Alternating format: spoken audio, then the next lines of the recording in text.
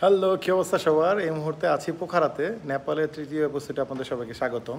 আজকে ফেওয়া লেক থেকে শুরু করব। ফেওয়া লেক হচ্ছে নেপালের পোখারার প্রাণকেন্দ্র। মানে হচ্ছে প্রতিটা জায়গায় গেলে একটা বড় পয়েন্ট অথবা কমন পয়েন্ট থাকে, যে পয়েন্টটাতে সবাই আগে দেখতে যায় এবং খুব সুন্দর। যেরকম হচ্ছে যদি আপনারা ভিয়েতনাম যান তাহলে হালং বে আর হচ্ছে গোল্ডেন ব্রিজ, এই দুইটা মানুষ দেখে ম্যাক্সিমাম ক্ষেত্রে। আর নেপালের পোখারায় আসলে ফেওয়া লেক অবশ্যই দেখতে যাবে সবাই, কারণ ফেওয়া লেকের চারোদিক দিয়ে খুবই সুন্দর এবং লেকটি খুবই সুন্দর। তো আমি আজকে এখানে আসছি গতকাল রাত্রে, যে হোটেলটিতে উঠছি এটি হচ্ছে ওয়াকিং ডিস্টেন্সে ফেওয়া লেক থেকে। তো আমি এখন থেকে হোটেল থেকে বের হয়ে আমি ফেওয়া লেকের দিকে যাচ্ছি এবং পুরো পোখারাটি ঘুরে দেখাবো। চলুন সাথে। বাজেটের মধ্যে আমাদের হোটেলটি খুবই সুন্দর ছিল। আমি এখন চলে যাব হচ্ছে হোটেলের রিসিপশনে, চাবিটি দিয়ে যাব, কারণ কখন ফিরি না ফিরি হাউসকিপিং করার দরকার পড়তে পারে, সেজন্য চাবিটি নিচে দিয়ে আমি চলে যাব। কিছু ইনফরমেশন জিজ্ঞেস করে নেব काउंटरे।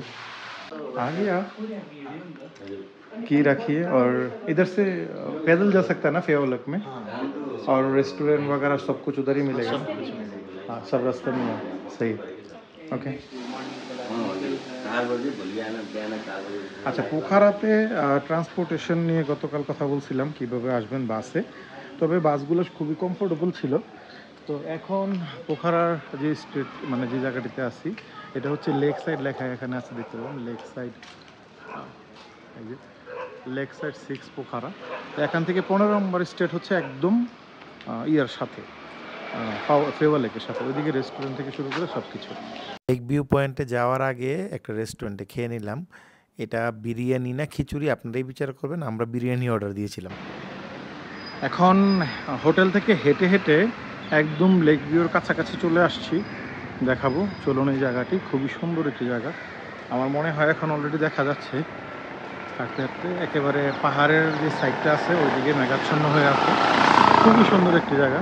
তবে সবচেয়ে আকর্ষণ যেটা হবে, আমি লোকালদের কাছ থেকে যেটা জানলাম, সেটা হচ্ছে ক্যাবেল কার দিয়ে একটা পয়েন্টে যেতে হয়, যেটা সকালে 6টা থেকে 10টা পর্যন্ত, 6টা থেকে 10টা পর্যন্ত খোলা থাকে। তবে সকাল 6টা-7টার দিকে গেলেই ভালো, সানরাইজটা দেখা যায় এবং খুবই সুন্দর একটা জায়গা থেকে। তো আমরা কালকে সকালে প্ল্যান করতেছি যেন ওইটাতে যেতে পারি।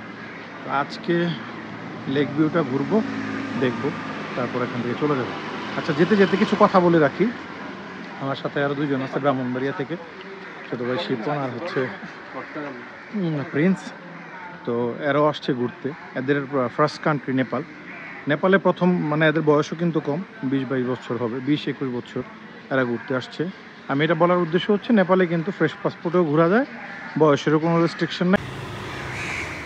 আচ্ছা, তো যেতে যেতে যে কথাগুলা বলবো সেগুলা হচ্ছে, আপনার অবশ্যই নেপালে যদি আসেন তাহলে আপনার ট্যুর আইটিনারি অনুযায়ী আপনি সাজিয়ে আসবেন কোন কোন জায়গায় যাবেন, কারণ নেপাল কিন্তু রাস্তাঘাট ভালো না।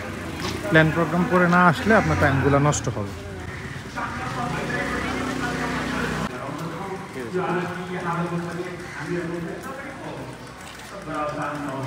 दान दिइरहनु भएको छ। हामी वाचन गर्दैछौँ उहाँका नामहरू। गीता खड्गाज्यू सर्लाहीबाट आएर यो विषय अर्पण गर्नुभएको छ। महासँग शब्दले सर्लाही भनेको टाढा। অসাধারণ সেই লেক ভিউতে চলে আসছি। এই হচ্ছে পোখারার সেই ফেওয়া লেক, এটি হচ্ছে ফেওয়া লেক। খুবই সুন্দর লাগে দেখতে। এখান থেকে আপনি চাইলে নৌকার করতে পারবেন, ভাড়া করে ভিতরে ঘুরতে পারবেন। নেপালে আসলে অবশ্যই জায়গাটি ঘুরবেন।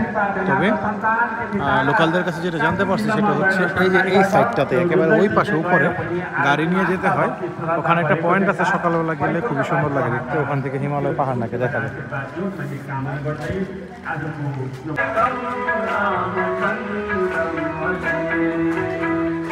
লেক ভিউ দেখতে দেখতে চলুন গুরুত্বপূর্ণ কিছু আলোচনা করা যাক। নেপালের রাজধানী কাঠমান্ডু থেকে আপনি পোখারাতে দুইভাবে আসতে পারেন। ফ্লাইটে আসলে যাওয়া আসার রিটার্ন টিকিট 15 থেকে 18,000 টাকা পড়বে। আর যদি গ্রিন লাইনের মতো বড় কমফোর্টেবল বাস দিয়ে আসতে চান, একটি বাসে 27টি করে সিট থাকে, বড় টাইপের সোফা টাইপের সিট, খুবই কমফোর্টেবল একটি জার্নি, কিন্তু সময় অনেক বেশি লাগে, প্রায় 8 থেকে 9 ঘন্টার মতো আপনার বাসের জার্নি। বাসে দিয়ে আসলে আপনার যাওয়া আসায় 3200 টাকার মতো বাংলা টাকায় খরচ হবে রিটার্ন টিকিট। এই হচ্ছে কাঠমান্ডু থেকে বোখারা আসার সিস্টেম। বোখারাতে হোটেলের প্রাইস হচ্ছে 3 স্টার মানের হোটেল পেয়ে যাবেন আপনার 4 থেকে 5,000 টাকা, 3,500 টাকার মধ্যে আপনি হোটেল পেয়ে যাবেন, এবং লেক ভিউর কাছাকাছি আপনি হোটেল নিয়ে নেবেন। কমেন্টে জানাবেন যদি আরও কোনো তথ্য চান। কালকে আমরা পোখারাতে আরও কিছু পয়েন্ট ঘুরে দেখাবো। এর মধ্যে অন্যতম হচ্ছে সারাংকোট ভিউ পয়েন্ট।